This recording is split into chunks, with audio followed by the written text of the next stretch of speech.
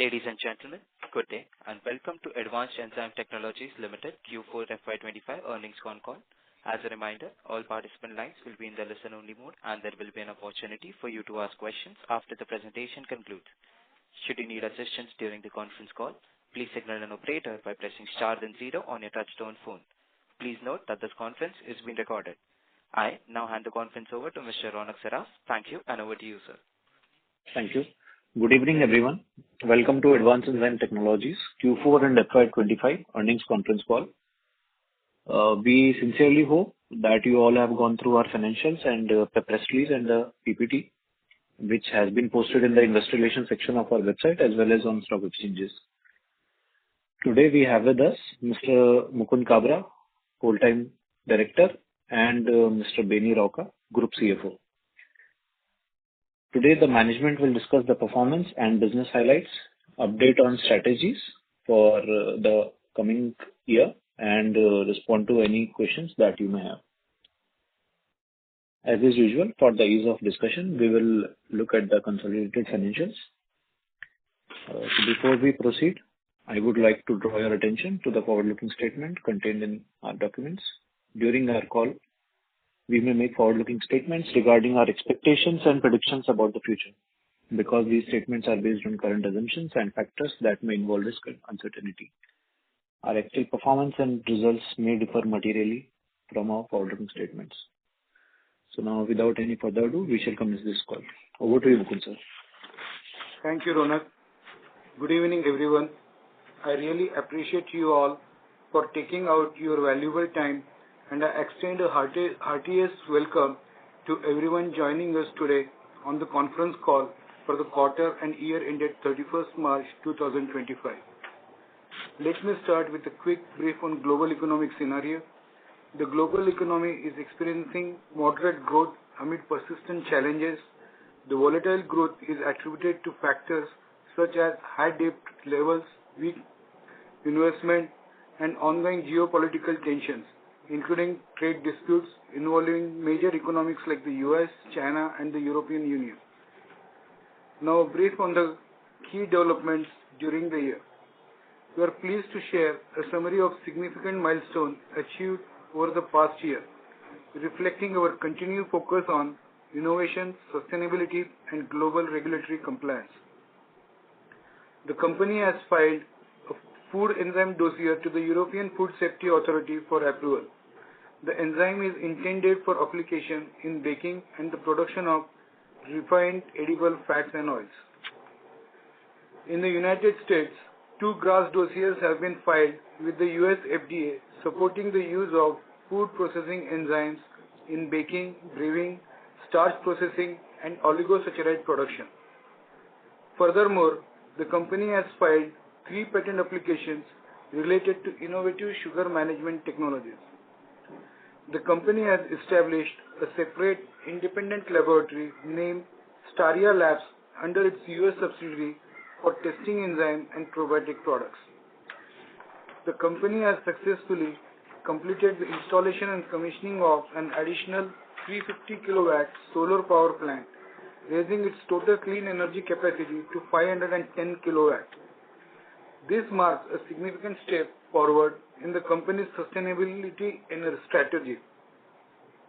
Going ahead, the company remains committed to expanding its reliance on renewable energy sources in the coming years. Quarterly performance.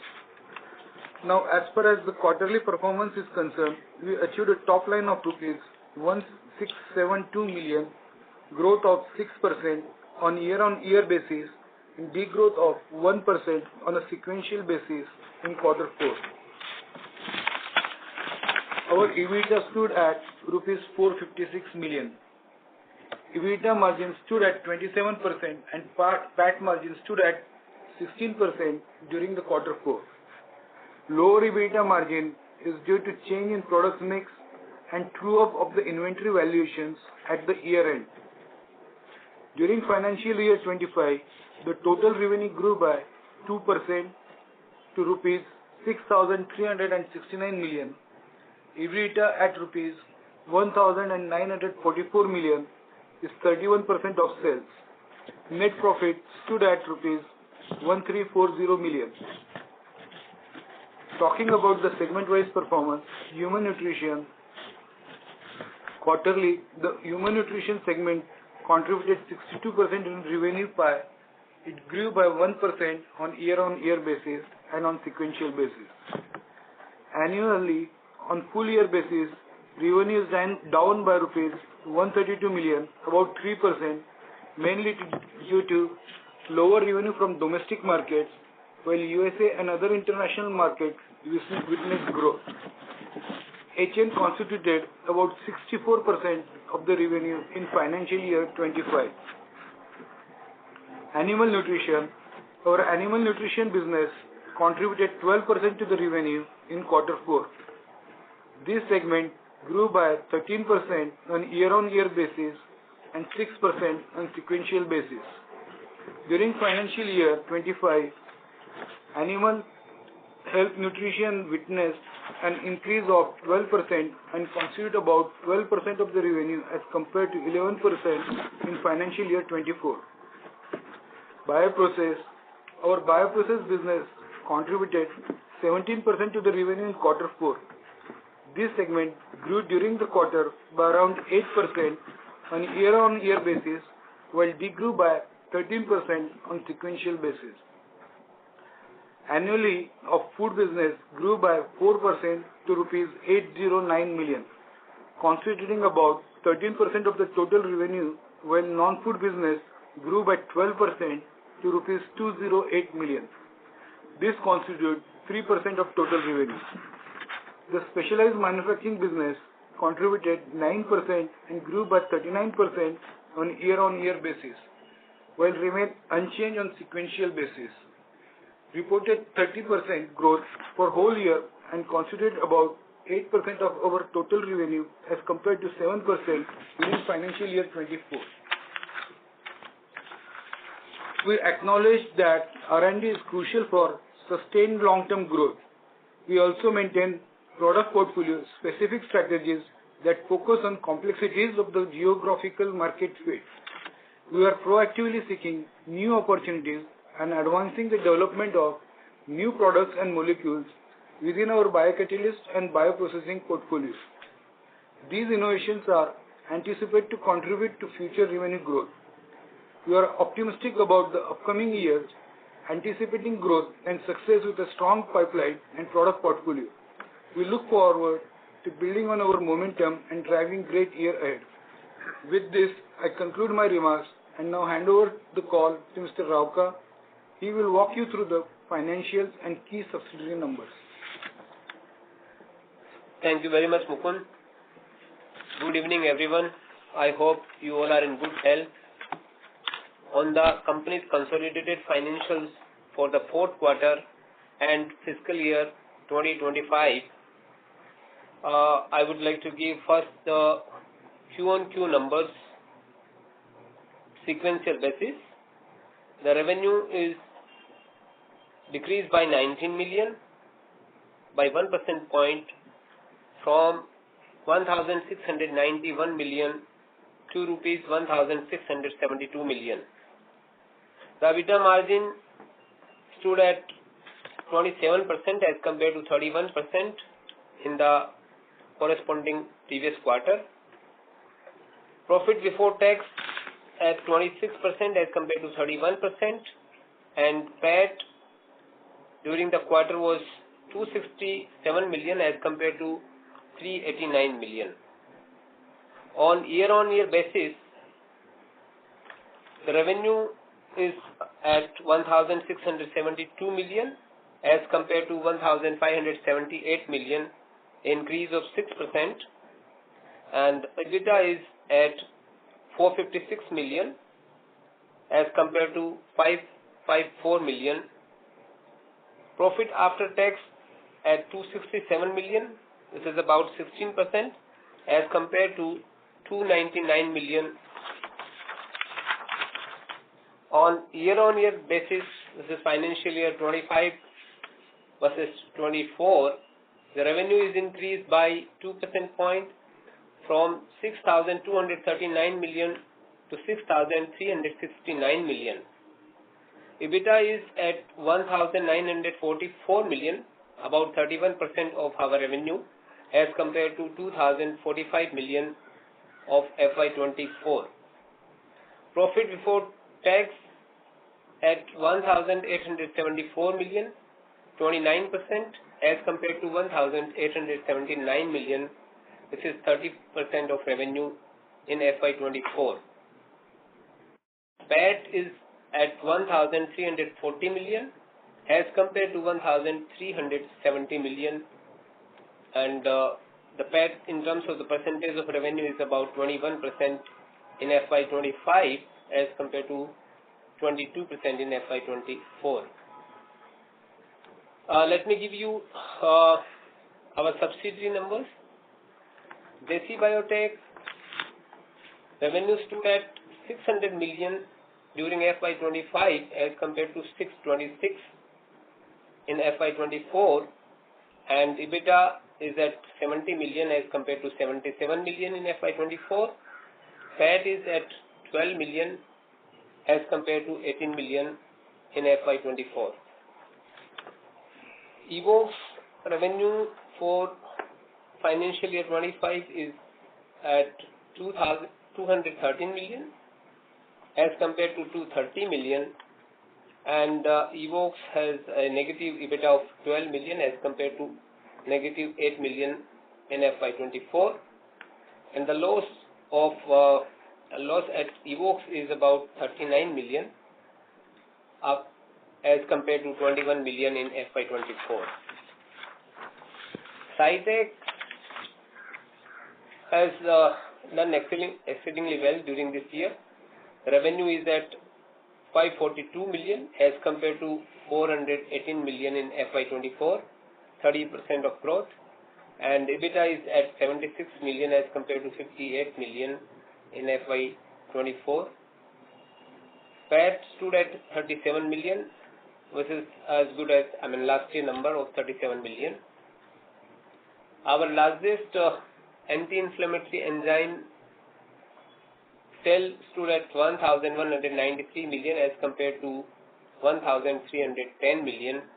This is about 29% during the year as compared to 21% last year.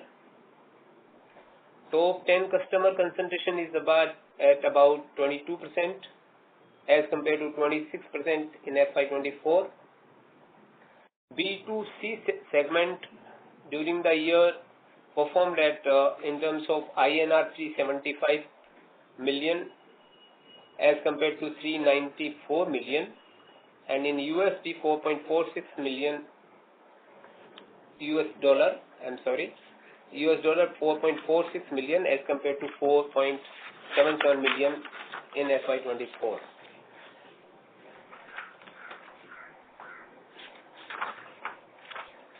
R&D expenditure during the year, we have spent about 328 million as compared to 274 million, which is about at 9.34% of our revenue as compared to 7.5% in FY'24. On consolidated basis, R&D spend is about 5.32% in Q4 and 4.7% in Q4 of FY'24. This is without considering the intercompany elimination, and on consolidated basis, R&D spending with elimination is about 4.4% as compared to 3.5% in Q4 of the FY'24. On consolidated basis, R&D spend for FY'25 is at 5.3% as compared to 4.53% in FY'24. This was from my side. Now we shall open the floor for question answer session. Thank you very much. We will now begin the question and answer session. Anyone who wishes to ask a question may press star and one on the touchtone telephone. If you wish to remove yourself from the question queue, you may press star and two. Participants are requested to use handsets while asking a question. Ladies and gentlemen, we will wait for a moment while the question queue is.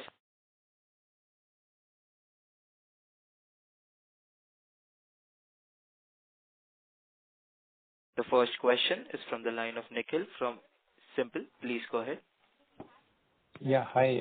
Good evening. Am I audible? Yes. Good evening. Yeah.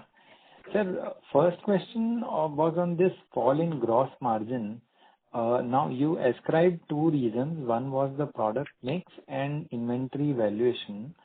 If I look at the revenue mix within segments, it largely remained the same. So can you just talk about it? What actually led to this fall in gross margin, and this inventory valuation was a one-time activity or some sense on that? Yeah. So, I mean, you rightly said, as far as, the numbers looks like same, but within that, there are some products.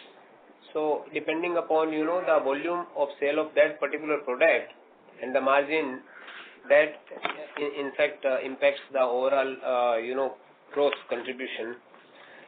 And apart from that, the second question about the, true up of the inventory, because, year-end valuation when you do, then sometime there are few things which, which acts as a balancing figure. So that has to be taken care. So that also impacts, on overall, margins. I understand, sir, but where I'm coming from is, if I look at our long history, this reevaluation would have happened in previous years as well, but the large impact we've never seen in historical quarters. So is it like... It's not revaluation, I'm sorry, there is no revaluation as such. It is like, year-end exercise which is done every year as such. So sometimes the true up, you have some kind of, miss which has to be corrected. Okay. So, and is it because of fall in prices of the products? As a result, we've seen this, this. So what led to this miss? Because it never happened historically. So just, that's why I'm trying to understand, 5-6% hit which we have seen, we've never seen historically happening. So that's why I'm just trying to understand. And going forward, should we consider that 77, 78 as the base margins, or what should be the base gross margins?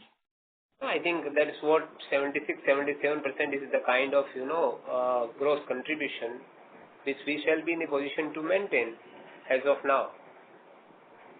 Okay. And second question to Mukund sir.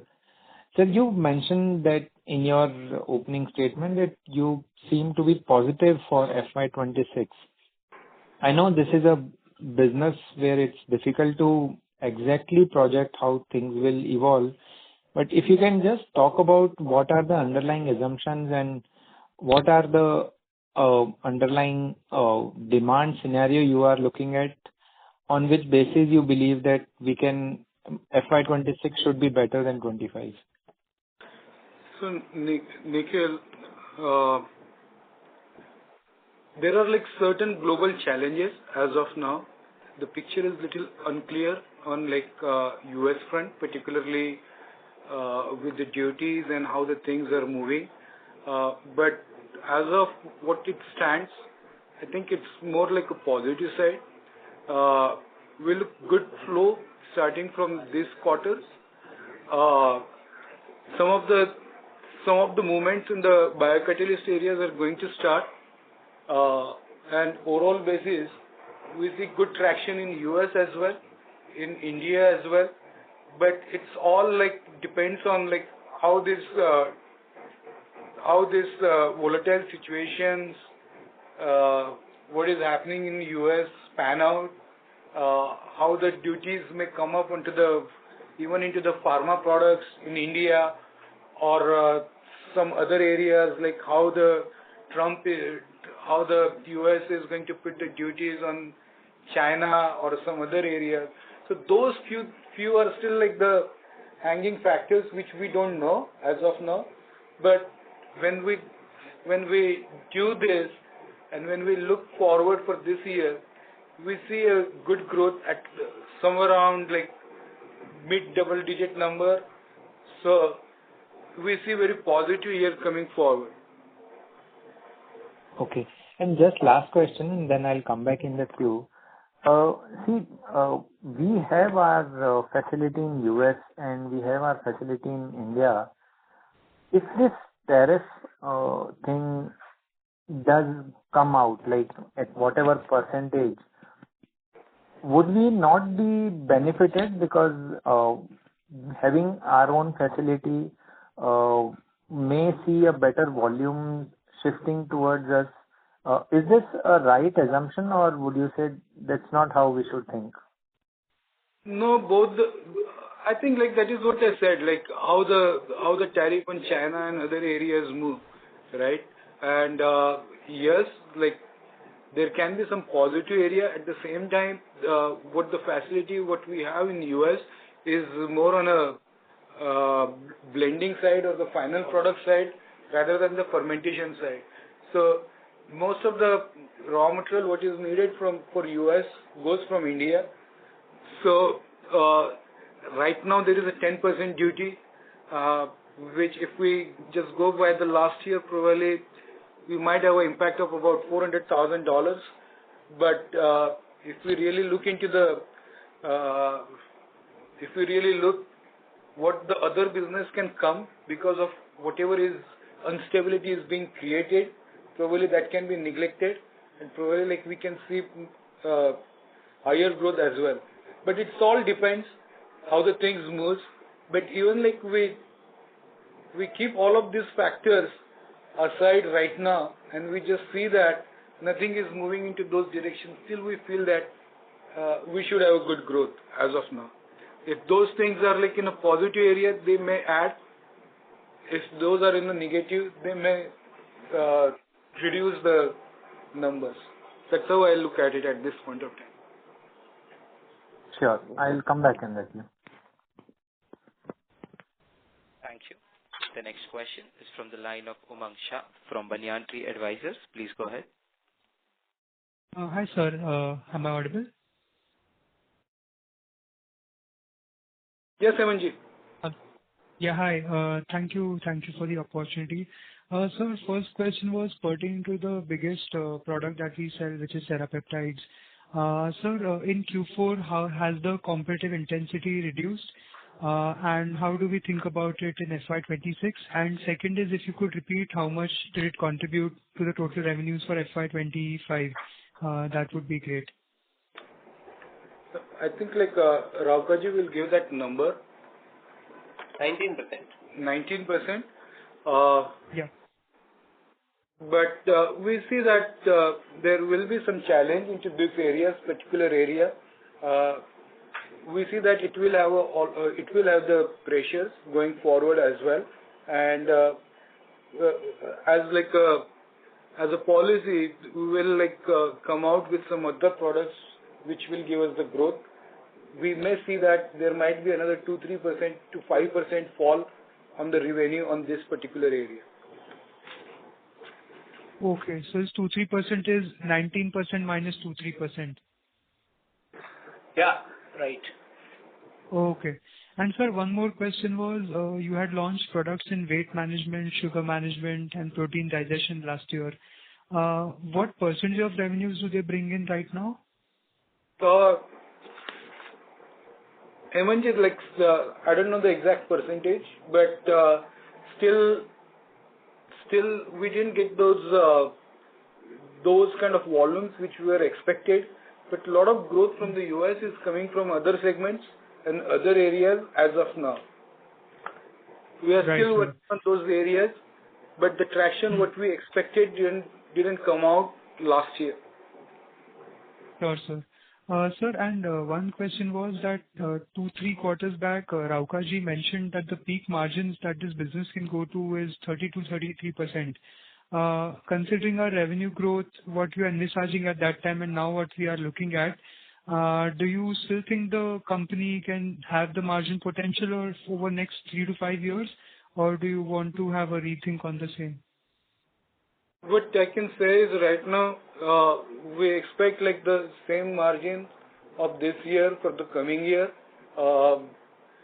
When the revenue grows, probably it may grow, but for the calculations purpose, we are going with the same number of this year. Okay, sure. Thank you, sir. I'll get back in the queue. Participants who wish to ask questions may press star and one at this time. The next question is from the line of Shubham Sehgal from Skill Ventures. Please go ahead. Hello, am I audible? Yes, Shubhamji. Hello. Yeah. So my first question was on the marketing front. So previously we have faced some difficulties, like in the past few years, be it the higher cost we have faced in US or Europe, or the mismatched expectations between the third parties.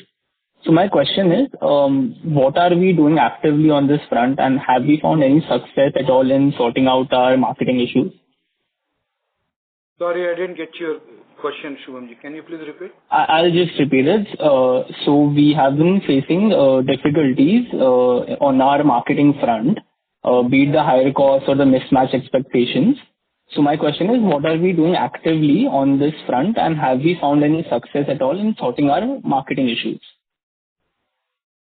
Okay, I think to our knowledge, as such, I think only the issue we might have mentioned is that we have to expand our marketing efforts, in particularly, overseas market. And that's where, we might have discussed that, for a particular segment or particular category of, products, like when we talk about animal feed business, how do we, really expand our marketing reach to, overseas market, where a lot of issues are there for the registration of the products, for having a distributor, and for the food business as well. We might have discussed this thing, but I don't remember that there is any kind of mismatch and any kind of issues we are facing in that sense. So the only challenges were how to really ramp up getting your product registered with European Food Safety Authorities. How do you register your products with various countries? And even there are some countries where when you want to import, so the local distributor, they have to register their products. So those were kind of challenges which, of course, in last couple of years we have ramped up, and we have really got some kind of breakthroughs, and we have used a lot of resources to have that kind of a thing in place. But yes, a lot more is to be done, and it will take a couple of years to have that kind of a distribution network. Okay. My next question was on our solar plant that we have established. So what percentage of our total power consumption will be met through this plant, and what level of cost savings can we realistically expect? Which plant, sir? The solar plant we have established. 510 kilowatts. No, so this 510 kilowatt, what we are talking about? No, Yes, the solar plant. The solar plant. No, this is not a solar plant what we put up. Right now what we put up is like a 510 kilowatt capacity of the panels on the plant itself. That is somewhere around for last year we generated about 315,000 units, somewhere around that.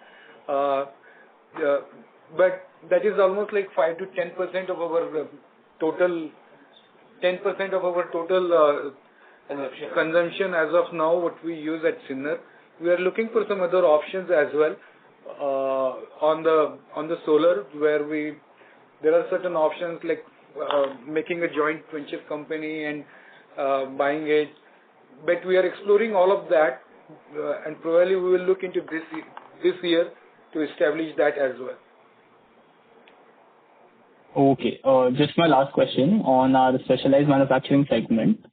So, can we expect this segment to grow at a 30% rate sustainably, and what are the factors currently driving this growth? Yeah, I think if not 30%, at least this business is going to grow more than 20% in the coming year as well. And the factors is the capacities have been created. In FY'24, there was challenge. I think we have mentioned earlier there was a fire in that plant. So because of that, the manufacturing has to some extent impacted. So FY'25 full-fledged, the plants were in operation, and we also added some capacity in FY'25. So now we are getting a lot of orders and inquiries, and we are signing a lot of contracts. So that helps us to have a better visibility of the revenue in FY'26. And we are also working on expanding more capacity of this particular plant going forward. So are we seeing more demand traction from international markets or domestic markets, or both of them? So it's like both as such, but yes, this year we could see that a lot of growth has come from the Indian market only. Okay, got it. Thank you. Thank you. The next question is from the line of Shreyans Gathani from SG Securities. Please go ahead. Hi, good evening, sir. So my question is on the margin. In the initial comments, you mentioned about the change in product mix impacting margin. So my understanding was that the US market, typically the products that we are selling there have a higher margin. So if I look at Q4 FY'25, there's 22% growth, in the US business. So just trying to understand, how should we look at, margin based on geography, or is it we should not look at it in that way? So, of course, the US has a better margin because, whatever core manufacturing is happening in India, and US is doing some kind of, customized formulation. So they do face a better margin in that sense because their approach is completely, one is solution-based approach, and over a period of time they have created their own branding, so they face, better margin as compared to India business. And apart from that, we have couple of subsidiaries. Now these subsidiaries are again, 2-3 subsidiaries are 100% subsidiaries. So they are into a different business. Their margins are different. They have if I talk about bioprocessing, non-food. So non-food business has kind of, low margins. Food business is slightly better. Animal feed has a different kind of a margin. So US has, of course, a better margin in that sense. So as the US business will grow, definitely we could see a better margin. But then, of course, now going forward, as a lot of challenges are there because of, the tariff issues. So we have to see that, there may be some kind of a competition which comes when you have this kind of a margins in the business. So those factors definitely will always take into account, and that's the reason we are saying that, going forward, we shall be taking up only, when you prepare your business model for a couple of years. So 30-31% of EBITDA margin is something is sustainable in that sense. Got it. So on the US market, so you mentioned that last year the products that we launched are not seeing a lot of did not see a lot of traction as you expected. So is there any are there any other products that we're launching, or is that picking up now, or how do you see them playing out this year? So this year probably we will see it better, growth wise or otherwise. It's little bit slower than what our expectations were in the beginning. But at the same time, we are working on some other areas and which was the existing business as well, which has grown much better. And this year also we see that most of the growth in the US has to come from the existing businesses right now. Okay, so the newer introductions are not going to contribute significantly. They will contribute, but they will take some more time than what we initially anticipated. Got it.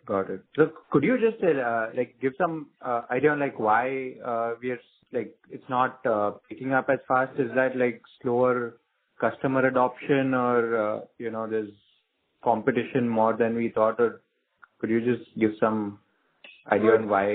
Anticipation. The earlier expectations were based on the MLM model, and the company with whom we were working was and those were all their projections, and based on that, we come out with those projections.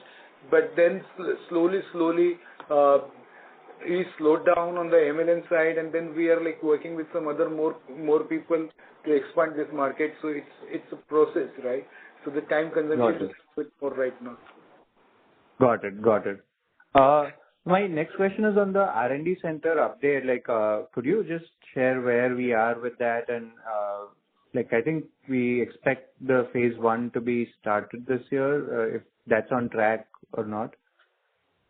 So we expect to finish the construction work by the December of this year, and some portion will start in the last quarter of this year, particularly. Okay, got it. And so I also read sorry, you're saying. No, so the last I mean, it's a 5-floor building. The last slab is in process right now, and then all the other civil work has to be done. So, but it's not right now. Sorry. Okay. So I just saw that there's a company incorporation, for this year in India. Could you just elaborate on what we are planning to do there, or is just some just way for some other business? Are we? So we have B2C business, or you can say direct sale business in human nutrition, where we are selling our nutraceutical products on Amazon. Yeah. So for that, we are separating out our, this particular business in a subsidiary company. Okay. So the Welfa business is going to go there. Yeah.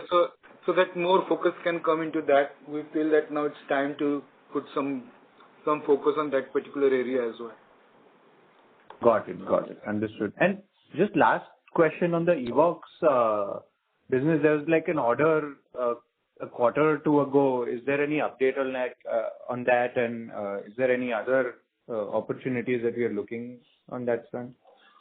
Yeah, so that order is already materialized. I guess I already confirmed that, right? Whatever we were talking on that. Yeah. And, we are working on that. In similar areas, we are still talking with a couple of more people.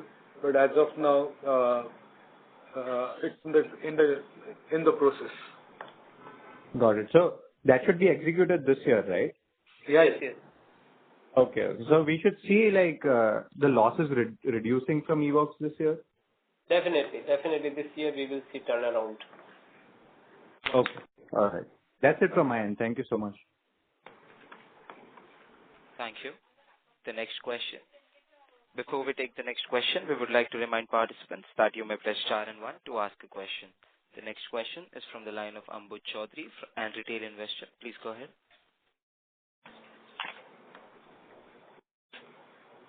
Hello. Good evening, everyone. Good evening. Am I audible? Yeah.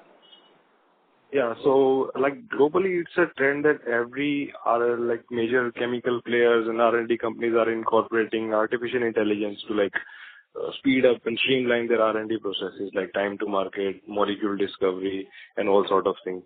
So, is our company doing implementing artificial intelligence in any way in R&D?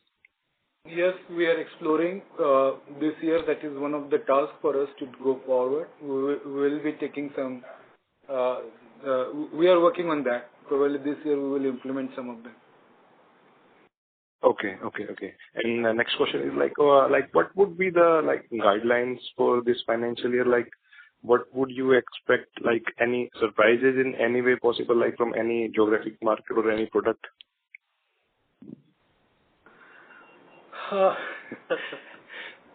There can be a lot of surprises.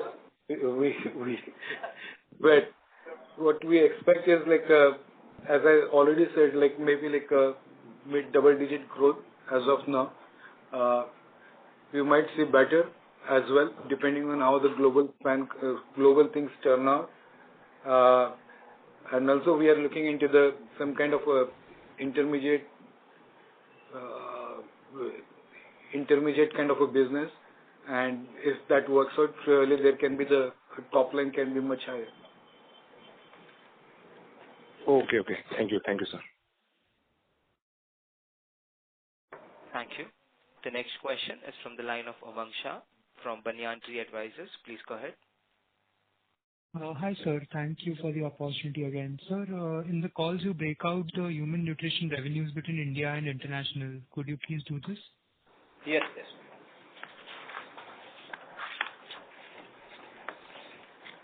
So, Umang, I am giving you for the FY'25. Yes. It's 1,764 million. 1,764 million. Yeah. And international business is 2,289. Okay. Sure. Great, sir. And sir, one question was biocatalyst business. We have been in conversation with pharma companies for quite some time. So, what are the challenges here for them to adopt this solution that we have? So, there were some challenges, as I already talked on the earlier as well, for one of the molecules, for example, the lead cost has gone up, and all of those sort of things were there. Lithium, not lead. But then we come out with some other ways for this year, particularly, and this year, probably we should see a good growth in that particular area. Right, sir. And sir, you mentioned that the India pharma business will continue to be stressed in next year also. So in that context, some other segment will have to have higher growth, 10 to 15% growth for us to actually grow at, say, a high single digit in next 1 to 3 years. So which segments are you more optimistic about? The biocatalyst area right now. Okay, sir. And sir, animal feed, industrial processing, any comments on that? Animal feed will do also very good this year, but the problem is a low base. So even though whenever we talking about good, when we talk about overall growth, its contribution is on a lower side. So animal feed should also do good. Food will be, I would say, normal for this year particularly. Right. This year, major growth will start coming from the HN only. Human nutrition. Correct. And biocatalysis. Sure, sir. And sir, with the largest product that we sell, do we think that this is the new normal in terms of margins and sales growth and the competition is here to stay? Or do we think that we will revert back to our own profitability and sales composition once these temporary issues are done away with? I think it's a game who can sustain, right? So it will take some more time, maybe 2-3 years, and then we will see how that pan out. There will be some quarters when we will see the good growth. Some quarter we will be the normal ones, depending on the situation in the market. But right, sir. For the calculation purposes, we are going with this as a normal right now.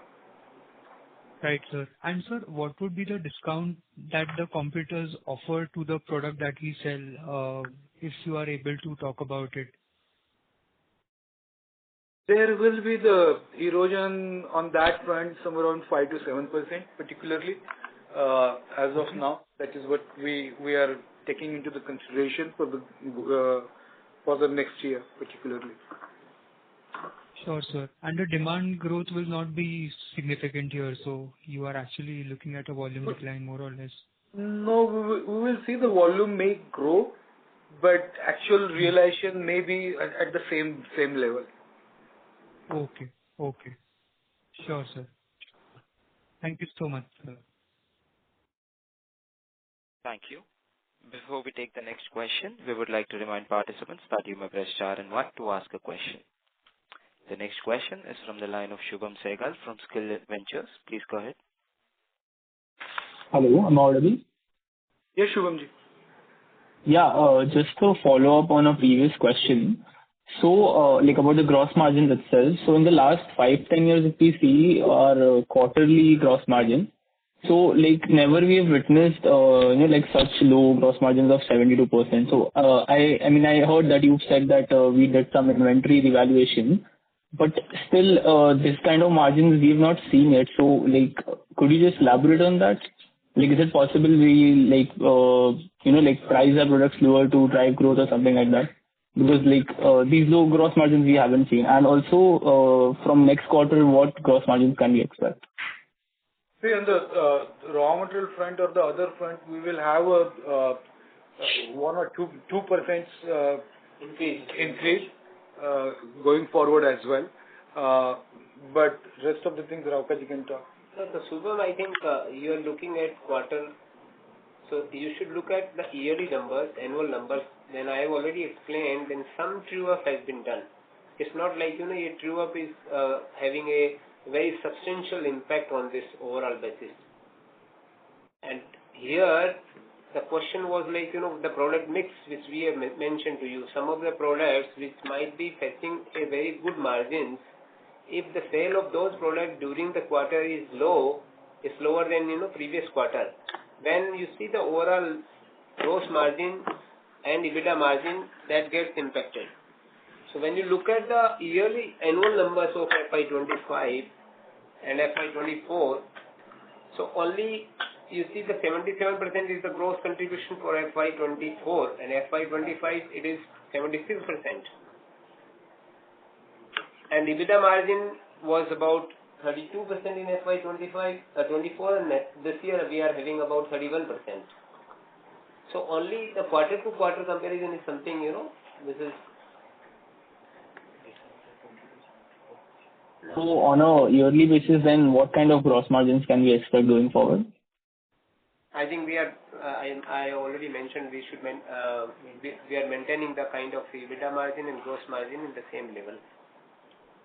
On a yearly basis. Okay, so in the range of 76 to 77 then. Before we take the next question, we would like to remind participants that you may press star and 1 to ask a question.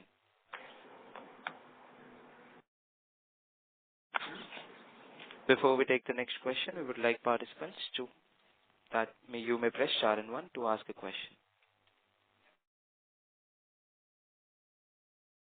As there are no further questions, I would now like to hand the conference over to Mr. Ronak Saraf for closing comments. Please go ahead.